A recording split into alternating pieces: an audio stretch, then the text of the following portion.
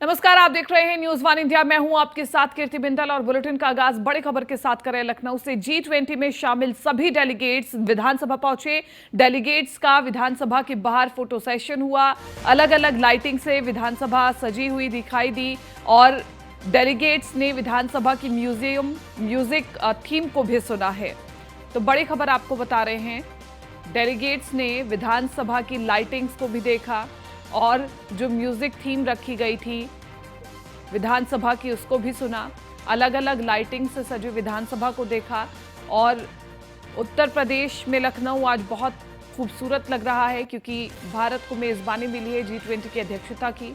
ऐसे में एक बड़ा दिन है। जो बाहर से डेलीगेट्स आए हैं वो देखेंगे कि भारत में कैसा लगता है ये राज्य, कितनी तरक्की कर रहा है भारत। और भारत में तरक्की दिखाने के लिए, उन्नति दिखाने के लिए, विकास दिखाने के लिए लखनऊ को चुना गया। निश्चित तौर पर अगर लखनऊ को चुना गया तो वहां पर विकास दिखाना भी था और इसलिए चौक चौराहों को साफ किया गया बिल्कुल और सजाया गया है। आप देखिए, लाइटिंग्स की व्यवस्था की गई है। आप जब लखनऊ के रोड्स पर जाएंगे तो आपको बड़े बड़े होर्डिंग्स लगे दिखाई देंगे G20 के और इसी के साथ साथ साफ सफाई की व्यवस्था दिखाई देगी। और डेलीगेट्स का विधानसभा के बाहर फोटो सेशन भी हुआ और काफ़ी जो डेलीगेट्स वहां पर पहुंचे थे काफ़ी खुश दिखाई दिए।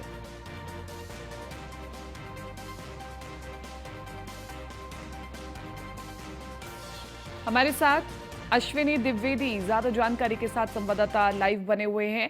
अश्विनी द्विवेदी, बहुत महत्वपूर्ण दिन रहा उत्तर प्रदेश में लखनऊ के लिए क्योंकि G20 के तमाम जो डेलीगेट्स पहुंचे उन्होंने देखा कि उत्तर प्रदेश में लखनऊ कितना ज्यादा खूबसूरत है। एक बार हम भी जानना चाहते हैं कि लखनऊ में क्या कुछ खूबसूरत लग रहा है, क्या कुछ अलग और विशेष दिखाई दे रहा है?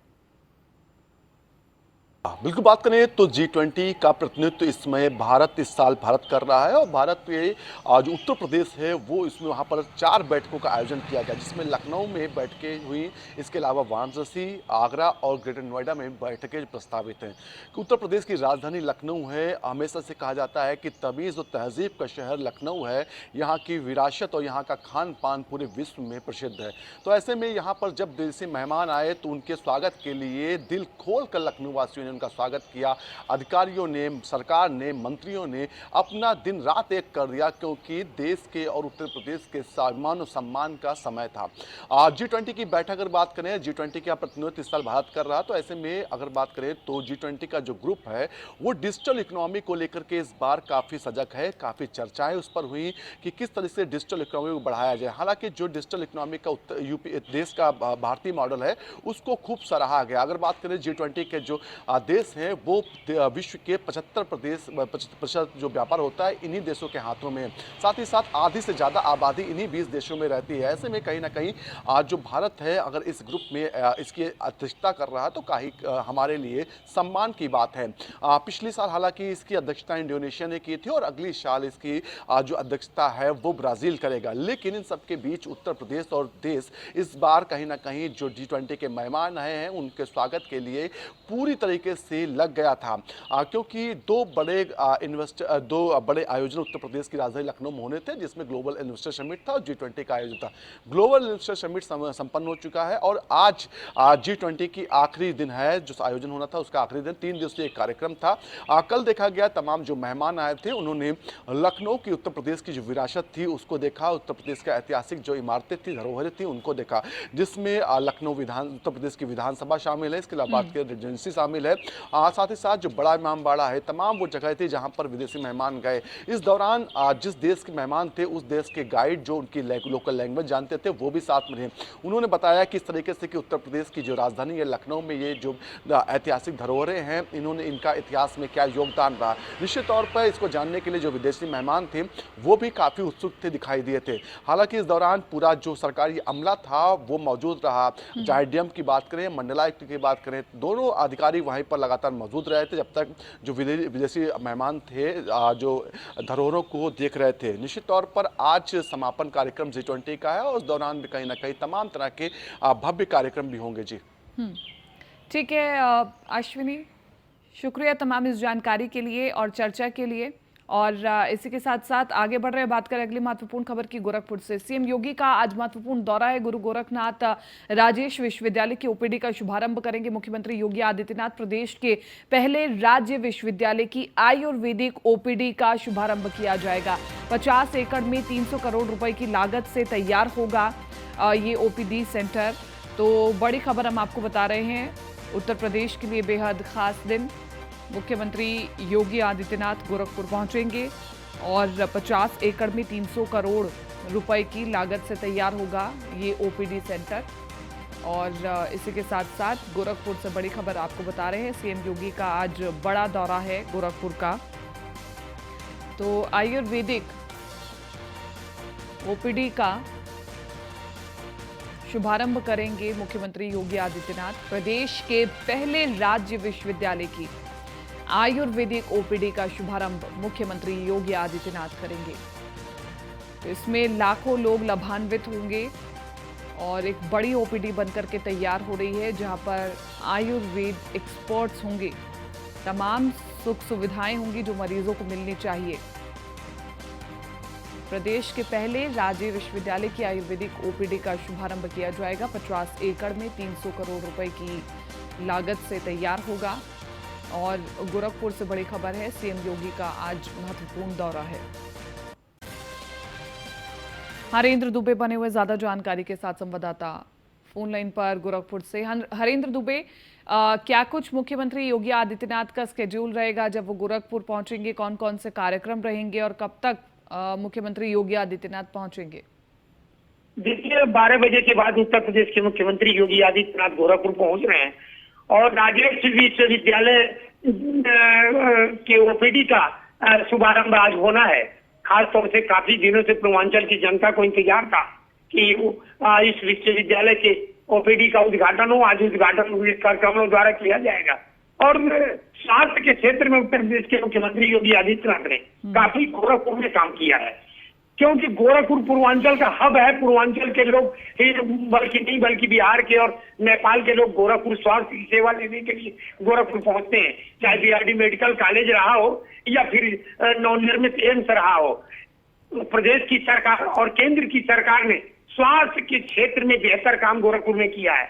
आज जो आयुष विश्वविद्यालय के ओपीडी का उद्घाटन करेंगे, वाकई स्वास्थ्य के क्षेत्र में उन लोगों को और लाभ मिलने जा रहा है। पूर्वांचल के सहित जो है कि बिहार के पश्चिमांचल और नेपाल के लोगों को काफी सुविधाजनक होगा स्वास्थ्य के क्षेत्र में।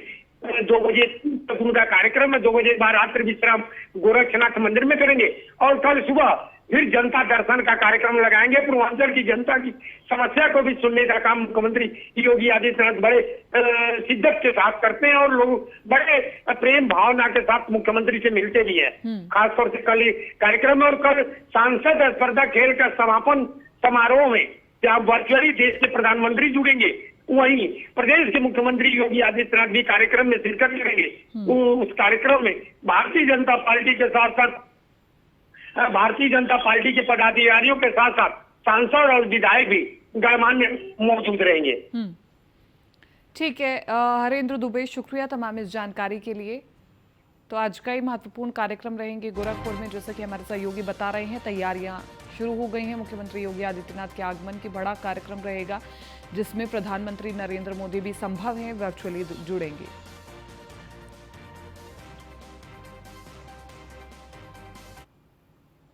चलिए आगे बढ़ रहे, बात करें अगली खबर की। डिप्टी सीएम केशव प्रसाद मौर्य का आज प्रयागराज का दौरा है। दोपहर 12 बजे प्रयागराज के श्रृंगवेरपुर धाम जाएंगे। राष्ट्रीय रामायण मेला की स्मारिका का लोकार्पण करेंगे। श्रृंगवेरपुर धाम में लोकार्पण करेंगे केशव प्रसाद मौर्य। तो बड़ी खबर आपको बता रहे हैं, डिप्टी सीएम केशव प्रसाद मौर्य प्रयागराज के श्रृंगवेरपुर धाम में जाएंगे और राष्ट्रीय रामायण मेला की स्मारिका का भी लोकार्पण करेंगे। श्रृंगवेरपुर धाम में लोकार्पण करेंगे केशव प्रसाद मौर्य और डिप्टी सीएम केशव प्रसाद मौर्य प्रयागराज का दौरा है डिप्टी सीएम का। दोपहर 12 बजे प्रयागराज के श्रृंगवेरपुर धाम जाएंगे।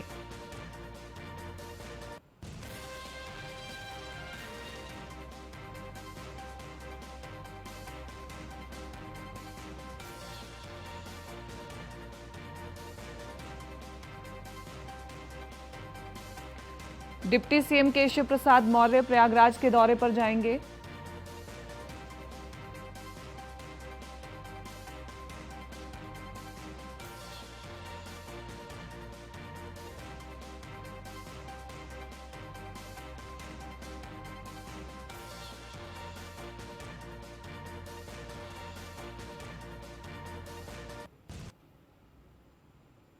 चलिए आगे बढ़ रहे हैं, बात करें अगली खबर की। रामपुर से अब्दुल्ला आजम की विधायकी पर बड़ा संकट। मुरादाबाद एमपी एमएलए कोर्ट से अब्दुल्ला आजम को 2 साल की सजा हुई है। बीजेपी विधायक आकाश सक्सेना ने सीट रिक्त घोषित करने की मांग रखी है। तो बड़ी खबर हम आपको बता रहे हैं मुरादाबाद से। मुरादाबाद एमपी एमएलए कोर्ट से अब्दुल्ला आजम को 2 साल की सजा हुई है, इसलिए बीजेपी विधायक आकाश सक्सेना ने सीट रिक्त घोषित करने की मांग रखी है।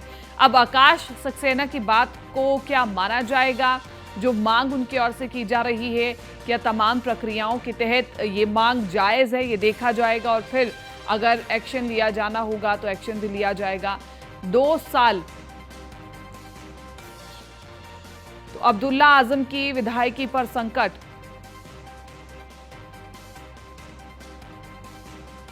मुरादाबाद में एमपी एमएलए कोर्ट से अब्दुल्ला आजम को 2 साल की सजा। बीजेपी विधायक आकाश सक्सेना ने सीट रिक्त घोषित करने की मांग रखी है।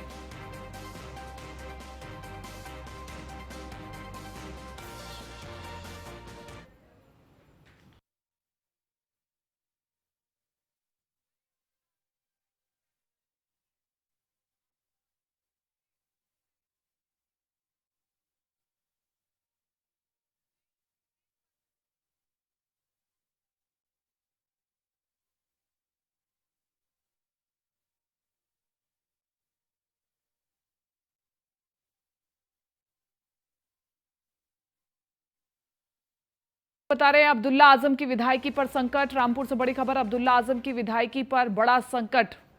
मुरादाबाद एमपी एमएलए कोर्ट से अब्दुल्ला आजम को 2 साल की सजा हुई है और बीजेपी विधायक आकाश सक्सेना ने सीट रिक्त घोषित करने की मांग रखी है। तो एक बार फिर से अब्दुल्ला आजम की विधायकी पर संकट है। आपको बताएं कि अब्दुल्ला आजम को 2 साल की सजा हुई है।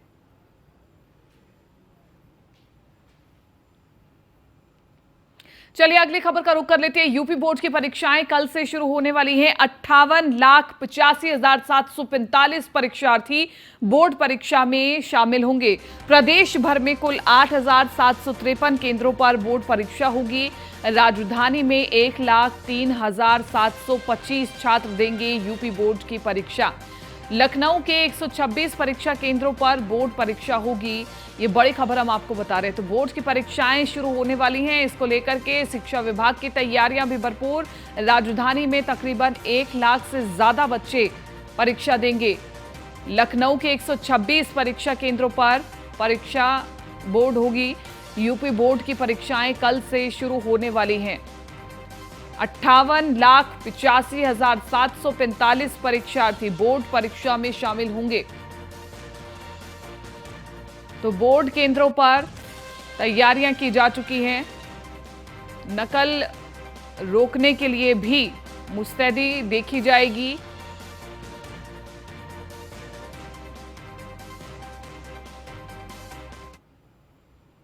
चलिए अगली खबर का रुख कर लेते हैं। लखनऊ से कांग्रेस का प्रतिनिधिमंडल राज्यपाल से करेगा मुलाकात और आज सुबह 11 बजे राज्यपाल से मुलाकात करेंगे कांग्रेसी नेता। कानपुर देहात मामले को लेकर के राज्यपाल को ज्ञापन देंगे।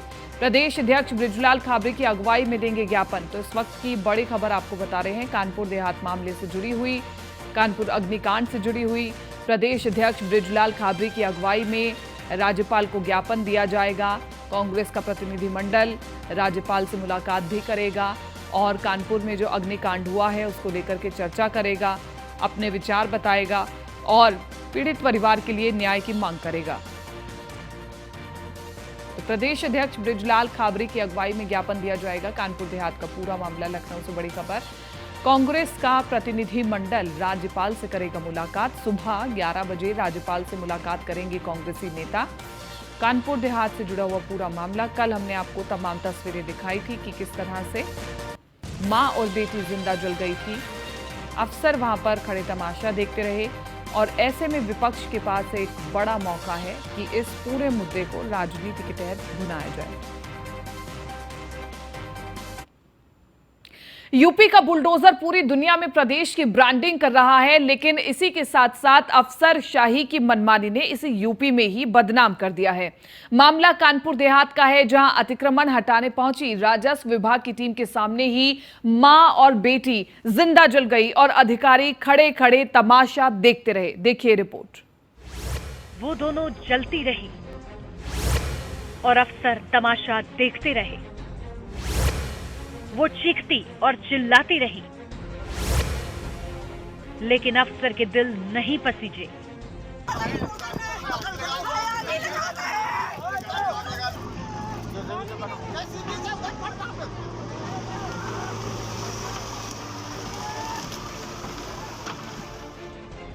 जिससे इंसाफ की उम्मीद हो वही गुंडागर्दी पर उतर आए तो आम आदमी किससे फरियाद करेगा। तस्वीरें कानपुर देहात के मैथा तहसील के मड़ौली गांव की है, जहां राजस्व विभाग की टीम लाव लश्कर के साथ अतिक्रमण हटाने पहुंची थी, लेकिन प्रशासन की टीम के सामने ही मां बेटी जिंदा जलकर खाक हो गई और अफसर तमाशा देखते रहे।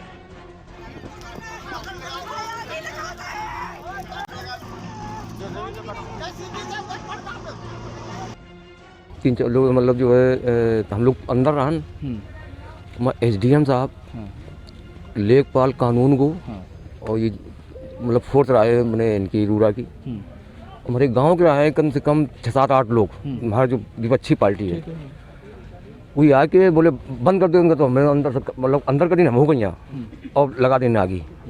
अब लगा दिन तो 2300 जो है अपन इधर उधर करके निकल आए, और जब निकले तो जेसीबी दबवा दी जिस घर में आप लोग घुस गए थे, हाँ, बंद करा दिया। हाँ जेसीबी थे जो है अंदर मतलब जो है दबा दी और दबा के ये लोग सबको भाग ठाड़ एकदम। हाँ। आग कैसे लगी? आग लगा दी लोग, आग इन्हीं लोगों ने। हाँ एसडीएम साहब लगाए। कौन लोग शामिल थे? एसडीएम साहब कानून को, लेखपाल और हमारे गाँव की जो है अशोक दीक्षित। प्रशासन का दावा है कि गांव के रहने वाले कृष्ण गोपाल ने ग्राम सभा की जमीन पर कब्जा करके झोपड़ी डाल रखी थी, जिसकी शिकायत मिलने के बाद राजस्व विभाग की टीम तहसील से मौके पर पहुंची। इसी दौरान झोपड़ी में आग लग गई। गांव के लोगों का दावा है कि मौके पर मौजूद पुलिस और प्रशासन की टीम ने आग बुझाने की जगह तमाशा देखना मुनासिब समझा। हैरानी की बात यह है कि प्रशासन के सामने दिल दहला देने वाली वारदात हो गई, लेकिन प्रशासन के लोग अब भी अपनी गलती मानने को तैयार नहीं है, उल्टे मां बेटी पर ही आरोप लगा रहे हैं। आज जिला प्रशासन की एक टीम जो है यहाँ पर अवैध अतिक्रमण की सूचना पर आई थी, और उसी के क्रम में ये एक बहुत ही दुखद घटना यहाँ पर घटित हुई है।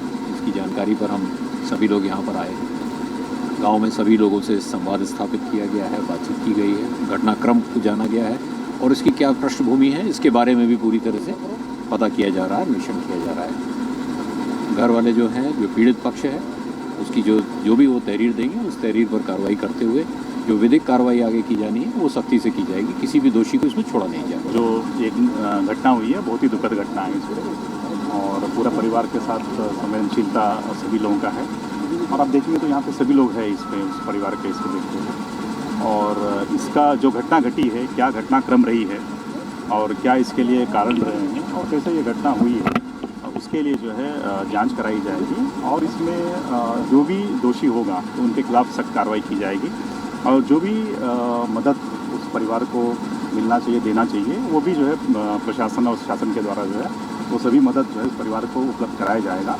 और डिटेल इंक्वायरी के बाद जो भी इसमें गलत पाया जाएगा तो उसके खिलाफ जो भी नियमानुसार कार्रवाई है, प्रभावी कार्रवाई इस पर की जाएगी, और परिवार को भी जो है जो भी सुरक्षा परिवार को भी चाहिए सुरक्षा भी जो है परिवार को उपलब्ध कराया जाएगा। इस पर सभी वरिष्ठ अधिकारी भी यहाँ पे साथ में हैं और माननीय जनप्रतिनिधि भी यहाँ पे साथ में हैं। ये वही कानपुर देहात है जहाँ के डीएम के डांस का वीडियो कुछ दिन पहले ही खूब वायरल हो रहा था। यानी अधिकारियों की तो फुल मस्ती है, मगर आम इंसान की जान सबसे सस्ती है। सवाल उठता है कि क्या अधिकारियों के इस रवैये से सरकार की छवि खराब नहीं हो रही? Bureau report, news 1 India. और सरकार चाहे जितनी भी कसरत कर ले, प्रशासन चलाने का काम नौकरशाही का है। और जब वही नौकरशाही ये ठान कर बैठ जाए कि उसे हाथ पैर नहीं चलाना है, अपनी मनमानी करनी है, तो सरकार की छवि पर सवाल उठने तय है। मां बेटी के जिंदा जल जाने के मामले में योगी सरकार एक्शन में है, लेकिन सवाल उठता है कि सिर्फ मुख्यमंत्री के संवेदनशील होने का क्या फायदा जब अधिकारी सुधरने के लिए तैयार नहीं है।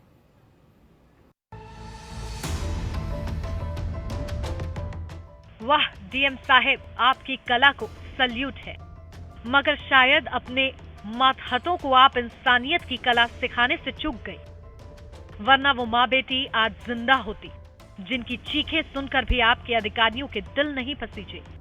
आप तो सरकार का हिस्सा हैं, फिर सरकार की मंशा के खिलाफ कैसे चली गई? अब जब सब कुछ खत्म हो गया है तो सफाई देने का क्या फायदा? डीएम साहिबा, शायद आप भूल गई हैं कि बुलडोजर बाबा गरीबों के दिलों में बसते हैं। ऐसे में अगर गरीबों को तकलीफ होती है तो योगी जी का दिल करहा उठता है। अगर यकीन न हो तो योगी जी के एक्शन की मिसाल भी देख लीजिए। सरकार की पहल पर कई धाराओं में 11 नामजद और 12 अज्ञात लोगों के खिलाफ मुकदमा दर्ज। धारा 302, 307, 436, 429, 323, 34 के तहत मुकदमा दर्ज। एसडीएम मैथा, थाना प्रभारी रूरा, लेखपाल कानूनगो पर मुकदमा दर्ज। 3 अन्य लेखपाल और जेसीबी ड्राइवर पर भी मुकदमा दर्ज। एसडीएम मैथा ज्ञानेश्वर प्रसाद, रूरा थाना प्रभारी दिनेश कुमार गौतम, लेखपाल अशोक सिंह मुख्य आरोपी बने हैं। एसडीएम मैथा को तत्काल हटाया गया है। संबंधित आरोपियों की जल्द गिरफ्तारी के आदेश दिए गए। यानी सरकार ने अपना काम किया है, आला अधिकारी गांव में डेरा जमाए हुए हैं, मगर जो बीत गया उससे आगे सबक लेना जरूरी है। और ये सबक तभी लिया जाएगा जब पूरे प्रशासनिक अमले पर सख्त कार्रवाई होगी, जिसने सरकार की छवि को कलंकित करने की कोशिश की है। Bureau report, news 1 India, Kanpur. चलिए अब अगली खबर का रुख कर लेते हैं। लखनऊ से लगभग 1,500 अवैध इमारतों पर बुलडोजर चलेगा। 16 फरवरी के बाद ध्वस्तीकरण और सीलिंग की कार्रवाई करेगा एलडीए। एलडीए के 8 अफसरों की टीमों ने 1 महीने में चिन्हित किए हैं 1500 अवैध निर्माण। तो बड़ी खबर आपको बता रहे हैं इस वक्त की। एलडीए के 8 अफसरों की टीमों ने 1 महीने में चिन्हित किए हैं 1500 अवैध निर्माण। लगभग 1,500 अवैध इमारतों पर बुलडोजर चलेगा। 16 फरवरी के बाद ध्वस्तीकरण और सीलिंग की कार्रवाई करेगा एलडीए। और एलडीए के 8 अफसरों की टीमों ने 1 महीने में चिन्हित किए हैं 1500 अवैध निर्माण।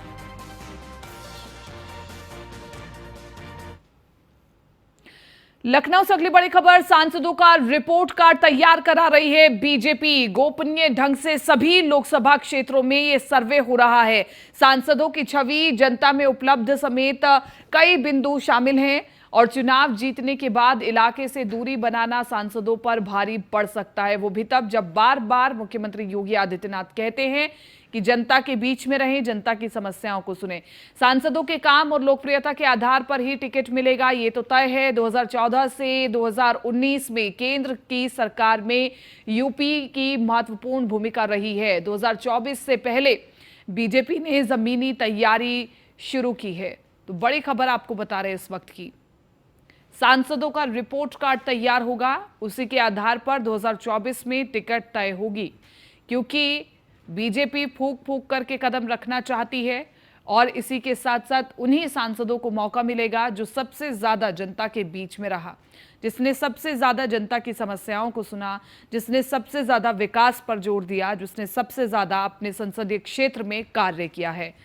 और कई महत्वपूर्ण पहलू रहेंगे जिनको लेकर के जांच होगी। गोपनीय ढंग से नजर बनाई जा रही है सांसदों पर और सांसदों के काम और लोकप्रियता के आधार पर ही टिकट मिलेगा। और यही 2024 की रणनीति है उत्तर प्रदेश को लेकर के। आपको बताएं कि 2014 से 2019 तक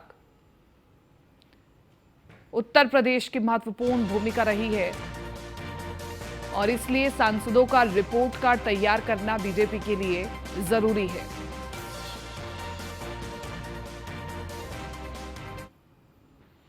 फिलहाल इस बुलेटिन में मेरे साथ इतना ही। दीजिए इजाजत। नमस्कार।